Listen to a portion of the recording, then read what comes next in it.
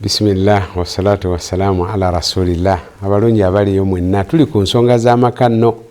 Wuliriza, goberera, osobola okubeera nti otereeza amaka si ku lulwo wekka wabula ku lulwo n'emigigi emirala emito egiri wansi wo n'egikyajja biidhinillahi ta'ala. Nabagambye nti tutandise olugendo olupya olw'okusoma ensonga z'amaka. Olina ayinza okwebuuza nti era mu byonna lwaki maka getusazeewo okubeera nti nno tutandikirako olugendo lwaffe luno. Amaka kikulu nnyo mu bulamu bwa buli muntu. Tewali muntu atakwatibwako nsonga z'amaka.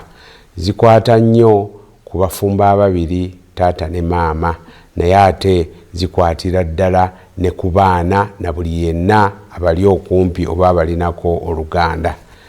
Obufumbo bwe butereera tufuna abasajja n'abakyala abakozi mu mawofiisi eyo bafuna emirembe n'eggwanga ne litambula bulungi ne litereera ne babeera nti nno tebagenda ku mulimu nga bagenda n'ebizibu by'amaka. Kale tufeeyo nnyo okubeera nti nno tutereeza amaka nga tugayisa mu ddiini. Ofeeyo okumanya omukyala eddiini kiki kyekwagalamu ku ludda lwa bbaawo ng'obuvunaanyizibwa era ku ludda lwa abaana bo nga maama. Naawe omusajja otunuulire weetegereze eddiini kiki kyekwagalako ku nsonga ezikwata ku makaago nga omwami mu maka era nga taata mu maka. Nga mwenna mujjukira ekigambo kya Nabbi sallallahu alaihi wasallam.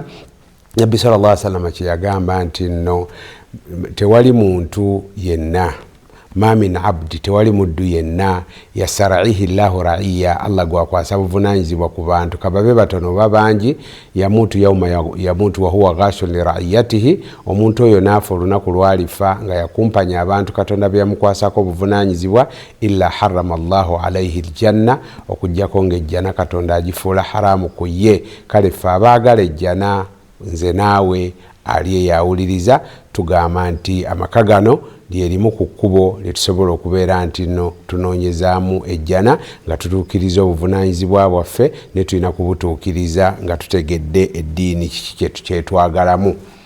Ogenda n'otunulira abafumbo n'olowooza nti basanyufu, naye ng'abamu baasalawo kwefuula basanyufu naye nga mu byonna maka butagatambuliza mu ddiini.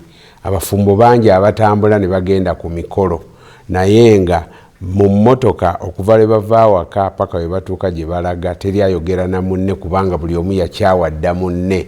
Naye bwe batuuka ne bavaamu mu mmotoka nga bagenda ku mikolo bambi ne beekoza olw'okusanyusa abantu n'abantu obutaboogerako. Ate n'otunulira abalala nga bo beesonyiwa dda, teri ayagala kusinkana munne. Abalala babeera mu bufumbo naye omusajja tayisa sikaati ali mu bwenzi buli kiseera. Abakyala abamu bali mu bufumbo naye nga balimu lw'amannya, agamba nti ate ndagewa kambeere wano. Kale nga tewali musanyufu. Naye kyenkugamba emisomo gino gye tugendako obufumbo tebabukoppa. Weekwate bwekwasi ku ki Allah subhanahu wa ta'ala kye yagamba ne mukama waffe Nabi Muhammad sallallahu alaihi wasallam.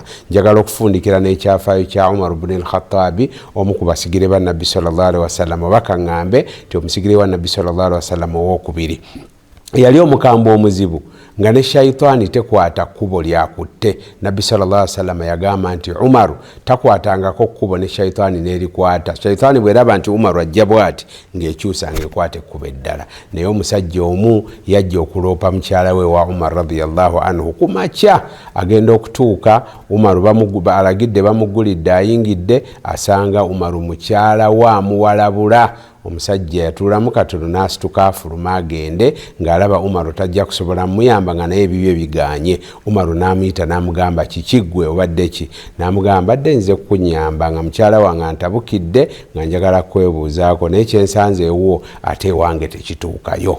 Kakati oyinza okusanga omuntu gwe weesiimisa nti oba mugagga naye ng'ewuwe tasobola wadde okwasamya akamwa ke abeeko ekiragiro kyawe omukyala. N'osanga gw'oyinza okunyooma naye ng'ate ewuwe tajoogebwa era amaka gatambuza bulungi. Nsaba tubeere ffenna hadithi zino tutunuliremu ku emu tutegeere kiki kye tulina okukola okutereza amaka gaffe ku lw'obulungi bwaffe ku nsi n'enkomerero ennungi. Walhamdulillahi rabbil alamin.